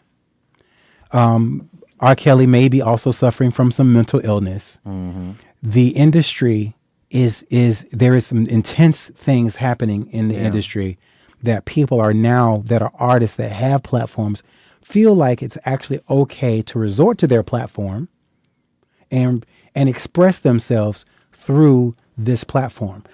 What do you feel about that? Like, do you feel that people literally should be resorting to social media? Should they be dropping albums and putting out videos talking about their personal story and subjecting everyone else to their mental illness? You say subjecting, but what is art? I mean, art is subjective. People say that Basquiat was mentally ill. Mm-hmm. Which is why he was. I think he was bipolar. That's a mental illness. It is. It's a form of mental illness. And they said he was self-medicating through heroin, right? Instead of going to get Xanax or lithium or any of the other medications, he was self-medicating through heroin. And Basquiat, his art is undeniably some of the greatest art we've seen. And so when you think of artistry, they do that. So I don't really think that it's subjecting. But there's a difference between an art and an art and a rant. Yeah. A 19-minute song would be a rant. I think he's broke and he's trying to. I thought it was a marketing ploy. Broke as in broken. Maybe broken. Okay, so I'm trying to look at you know what? His both. soul He's is broken. No, both. Yeah. Both. Because he lost a lot of friends in the song. The allegations, there's a lot of women groups who's, he lost his Spotify. That was like, income. So I think he's financially broke, and I think he did it to try to make himself, and I think he's mentally. And he talked about Chicago and how Chicago doesn't support their own and how they don't represent, they don't support. I mean, that could be said about a lot of local artists. Do you think Chicago doesn't support their own though? Well, I think they do. They not support him. I was gonna say. Right. Do you think he's a great artist? Do you say absolutely? R. Kelly's awesome. Absolutely. Yeah. Would you say he's a genius? I don't know about a genius, but he's a great artist. Yeah. I don't think you can take that away from him. Through all of his shortcomings, he is still a pretty talented guy. Mm-hmm. But what is it? I guess my biggest question is, why do these artists feel like it's okay to use the platform that they're given? Kanye West specifically. So he goes to TMZ. He has his thing, and then 2 months later, he decides he's going to drop an album. Yeah. I don't know if that was a stunt to get people communicating and talking and making himself quite relevant in a short period of time, which we know it doesn't take. It takes a couple of days before you become relevant again, being that he's Kanye West. They resort to Twitter. Twitter gives you a certain number of characters to say things. People now do threads, and they continue on and on and on. And their mental illness, I feel, takes the forefront instead of their art. They forget the art. I agree. Forget I agree. the artistry. They forget the platform that they're given, and they use these platforms to proselytize. But he's suffering. Kanye West is suffering. He had a song called talking about he talks about being bipolar. He talks about killing people. He talks about he talks about his mental breakdown. So I just think Man, yeah, But R. Kelly now, I think it's fallen to that same guys. It's it's. But there was just like, I guess people are now, because you can be so revealed, you can really just be stripped open. down, Yeah, and open it, and it's like becoming okay though. It's becoming okay because I look at Because he admit he did it. He did. He kept saying, well, he admitted a lot of things. admitted In 19 minutes of stuff. Exactly. But He I'm looking admitted at a lot. artists like Judy Garland, Yeah. right, Okay. who was Okay. tragic. Yes. I love Judy Garland. But- We have the same birthday. Oh. Actually, ironically, Judy Garland, me, and Miles Davis, Interesting. and Pam Grier. I don't know why. This is just Well, random. I had my good friend Mickey. Her name is Michaelina Worley. She Okay. passed away a couple years ago. Okay. She was born on the same day as Judy Garland. And when you look at the stories of their life, Very they tragic. both grew up in New York. Wow. They could have had the same opportunities. Wow. Mickey became this wonderful, wholesome human being that's like my youngest best friend. I would always joke and say how young she was. Yeah.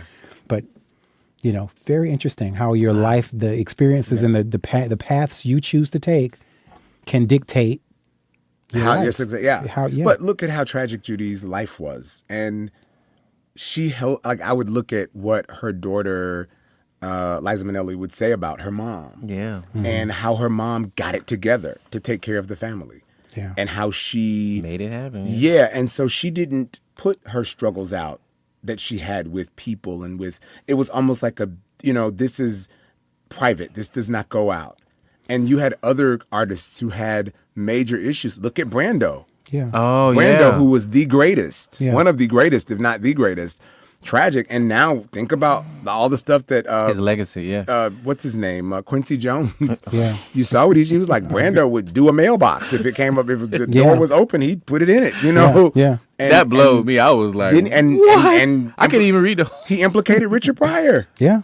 as one of Brando's love interests. Wow. And so you had all this going on, but nobody would dare have these conversations. And so in some ways, I think that's their only outlet. And But that they reach a tipping point. I think there is a point in which they got to where they just go, I can't suffer this anymore. I gotta do this. Because Kanye, before he went to TMZ, Okay. the first thing he said is, last time I was on here, y'all picked at me and I went ahead and got some liposuction this time. So he's saying, hey, I realize how y'all gonna do. Damien. Yeah. people reached tipping points far before Kanye. Well, I Way know, more. but It's almost like the SZA thing. yeah. I posted something on my social media, and usually I remember, yeah. I'm very positive usually, but this just got on my nerves. SZA was like, "I'm retiring from the music industry because of the strain on my vocal cords." I was Right. like, "Girl, girl, you wasn't singing no way. First of all, I can't. Without him, did I say that? Oops. First of all, Aretha Franklin has been singing for 742 years. Gladys Knight has been singing for 379. Okay. All of a sudden now, you've been singing for all of 7 minutes, not even really singing that hard. And all of a sudden you need vocal rest? Yeah. Wow. Come Just on go now. sit down. Just As Madea would say, go sit down. Sit down. Just Wow. and so and that's how I feel in this situation. There are people who have had to deal with much more than you. Sir, you live in a multi-million-dollar mansion. It's gone. Okay, sir, you have the ability to live in a multi-million-dollar Yeah. place, Yeah. right? If you're not living in a mansion, you can stay in a hotel that costs thousands of dollars a night. Yeah. Where you got people who are trying to figure out what they're going to eat. Exactly. And you still can't find your happy place? Yeah. And even if you can't, But he also admitted okay. to being sexually molested. We're in the talking song. R. Kelly. R. or- Kelly. R. Kelly. Wait, who you was talking about? Both of them. Yeah. I'm talking about both of them. he admitted to being sexually molested. Yeah. And that gives you a pass? No, but I mean, again, when you are abused, and I too have suffered some type of sexual abuse in my past. Okay. This is my first time confessing it. Okay. It alters you. It alters your course of life. It alters your decisions. At the time that I was suffering sexual abuse, I had a choice to go to DA or go to the vault. And for whatever reason, my mental capacity, what I was going through at the time, I just didn't push myself enough because I didn't feel worthy enough. Well, let me ask because of what had happened. Let me ask you this: did you act out and lash out at other people multiple times and hurt other people? Because that's what No, happened. I went inward. I went inside. You I went became inside. I became a hermit. I felt I was worthless. I felt that I wasn't good enough. I felt that I wasn't worthy, and all these things because of what someone else did to me. So that's why I can empathize with that portion of the song. But he hurt multiple women at a young age. Guess what? He didn't I care have if they were. one phrase: hurt people, hurt people. So with that being said, he's lashing out. He's asking for help. And he's get using that. his platform to do that. So I felt a little bit of empathy After he for ruined him. so many lives. Yeah. Wow. He's asking for help now. You know why? Why? Because he lost everything, or he's losing everything. So this is his last straw. So how can we This is- explain this- Kanye then? So I don't know how to explain Kanye. because he has a lot. Like he's not hurting for But you nothing. can't blame. There are many people who've been molested that Yeah. have done some extraordinary things. Right. And you're right. Hurt people, but loving people love people. Right? Exactly. And in some ways, the cycle. We And have you have to so break the much- cycle you at some break point. the You cycle. have to. And one day I'm gonna reveal. And I all can my- say one day, I had the opportunity. This is, I believe it or not, I'm like the first time ever openly admitting that I Yeah. was sexually molested. Okay. yeah. But guess what? My life, I've moved on from that. And I look at it. And as a matter of fact, the person that molested me died a couple months ago. Wow. And the first thing I said is, you know what? He can't hurt me anymore. And that felt so good. Yeah. So, we have to be able to, like you say, when people do reach out and they tell you certain things, we have to be at a position to sort of know it hasn't happened to me. That's sympathy. But when it has happened to you, that's empathy. Yeah. How but can we empathize with people? What we must do, though, and I again say checking and pushing, but in some ways, I just don't know whether this is the right way because it becomes a circus act. Yeah. Yeah. It Yeah. becomes But he less. needs this. He had to do that to create revenue So for him. take a moment. No, that is not creating. No, 19 minutes. because What revenue are you it's on getting for this? SoundCloud. He put it out on SoundCloud. Right, it's not free. creating There's revenue. no. You keep talking about revenue. That doesn't get him any money. But I feel like he has to tour because in the song he talks about where he lost his publishing. Okay. So the only way he can eat is to be booked for shows. So I think this is going to make people want to say, well, you know what? Since I feel like I can afford to get him now because he's at this level. So hey, I'll come to Jacksonville, give you $20,000, and he probably would take it because he says that he lost everything. He owes money. Yeah. well, This is a medium for him to express himself, but to also I think rather than a 19-minute rant, a confessional moment on Do have a press conference about it. or video 60 minutes would have Or- been good. 'Cause- Right, go to This made it to CNN. Go to Oprah. So now he's going to do that. At this point, but it's out there. It's out there and it can never be taken back. Go. It's I'd out rather there. seen him on If you Oprah or really- Azalea. What's her 'cause name? Azalea. Iyanla. Iyanla That's Van my Zandt, life. yeah. Yeah. But I want to see Oprah because she will. One thing I can say about her, she will ask the tough questions. Mm-hmm. She will get you there. And as a journalist, that's why I guess I love interviewing.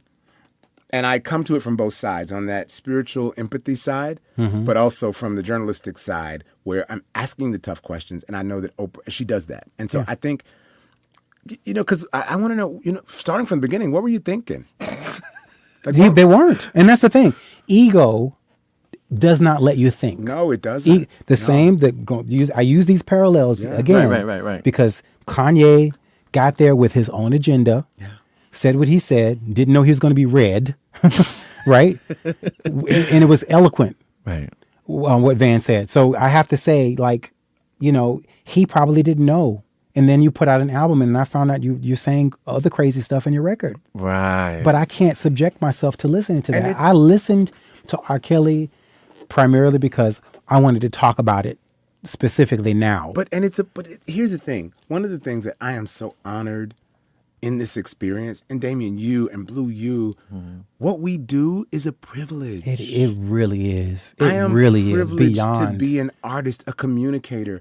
I had this one student in my class, and I couldn't understand, and I had to find the empathy for him because he just opened his mouth, and the stuff that came out, he couldn't get it. It was like Can't Get Right from the movie Life. You remember the character Can't Get Right? Can't Get Right, Just yeah. couldn't get it out. Just couldn't get right. And I'm thinking, how hard, for me, I can open my mouth and it happens. There is some technique. I've learned techniques over the years. I have to do the work. Yeah.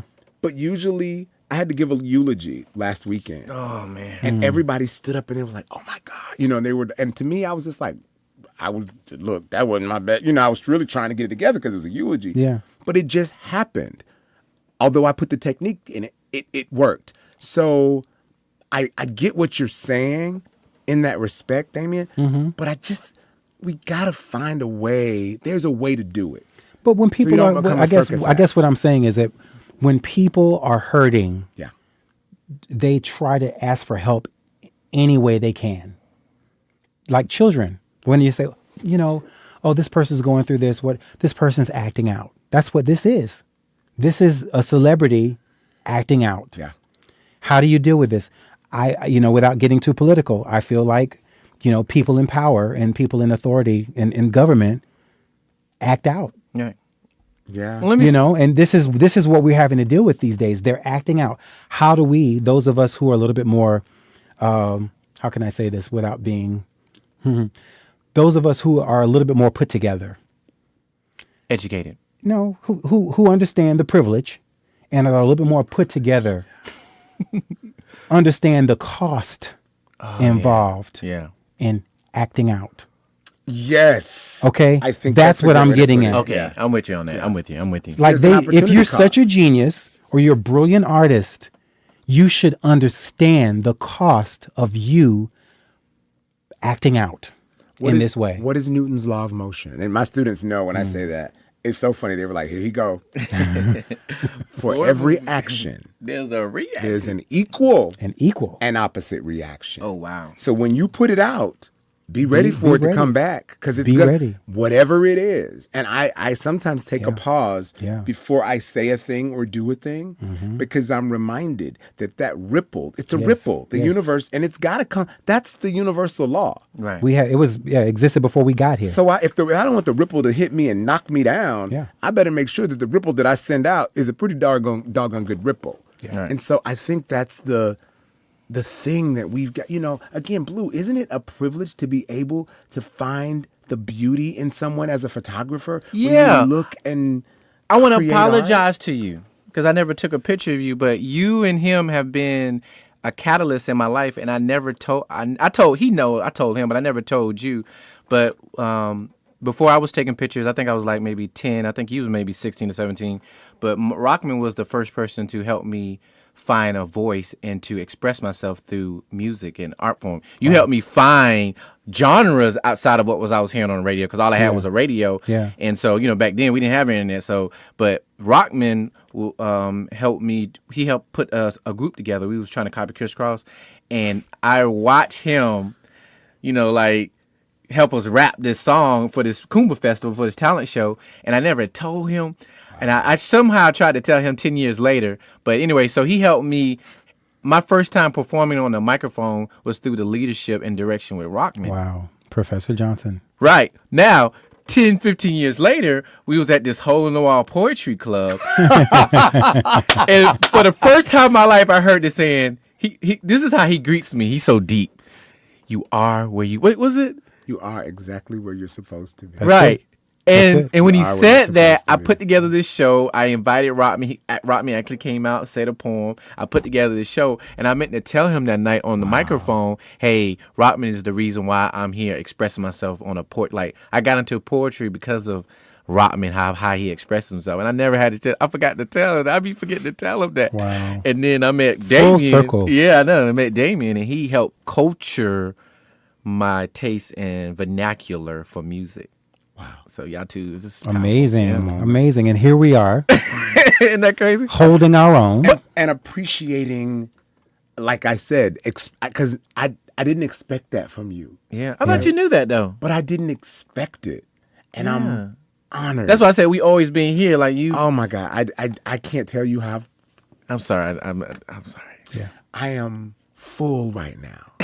I Don't go Maya honestly Angelou on say- me. I'm actually a Don't product do- of No, you. but that's why we do what we do. Exactly. The fullness of Even if it's just one. just one. Just one. Yeah. And so that's why I expect nothing, but I appreciate and celebrate the wins And this is a win. I'm great And because of Rahman and Damien. the music that you do,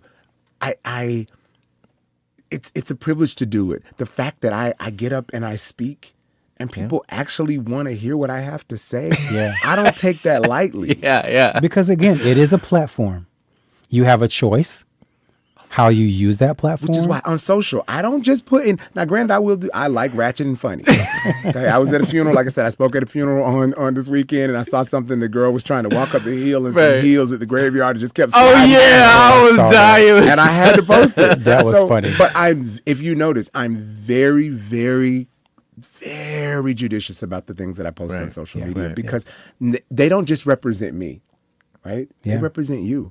That's it. And I want to represent you because good. I'm a reflection of you. I'm a reflection of you. Yeah. On that note, I have to say this has been probably one of the most fruitful and enlightening conversations. This has been an experience. Juicy. For sure. Thank you. We've reached the end of the show. I mean, we talked a lot. This is our longest show. Yeah, we went over. I don't care. Thank you. I hope that everyone that had an opportunity to hear what we talked about today is moved, blessed, inspired, and learned a whole lot more about you. Please take a quick moment and tell people how they can find Plug us. you. I love the fact that you guys have me here, and I certainly appreciate it. You can find me, all the stuff is available from my website, rahmanjohnson.com. That's RAHMAN Johnson.com. On Facebook, facebook.com/RahmanJFans. Really simple. On both Instagram and Twitter and Tumblr. I think I'm on Tumblr now. At Rahman J.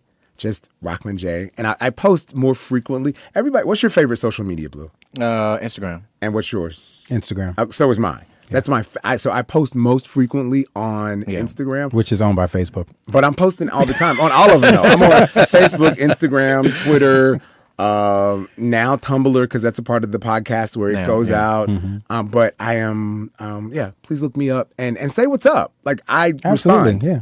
Even though somebody's like, "Oh, you got all these followers," I actually respond, and I love getting feedback. So. Go by the website, the RahmanJohnson.com, and you can find out all the stuff that's coming up, calendar of events.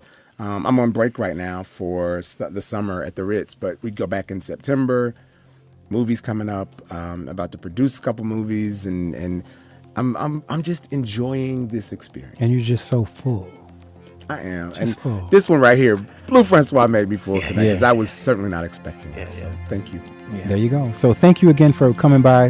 This is Taste Test. We are a weekly show that come every week. We have a brand new episode where we talk about music. We talk about all the news, the happenings in the music. And the goal is to keep the conversation going from the show that airs on Sunday nights at 10 o'clock on WJCT 89.9 FM. And again, on Tuesday nights, if you missed the show, you can always hear the show on Tuesday nights at 11 p.m. All times Eastern. Thank you to our friends WJCT. Thank you to Podbean. And all of you, our listeners and our supporters, for coming week after week, downloading the shows, subscribing. Yes. Thank you. Liking the post, liking the show. It's fruitful. And thank you again, Mr. Johnson, Professor Johnson, for coming by today. We appreciate it. We love you guys. All right.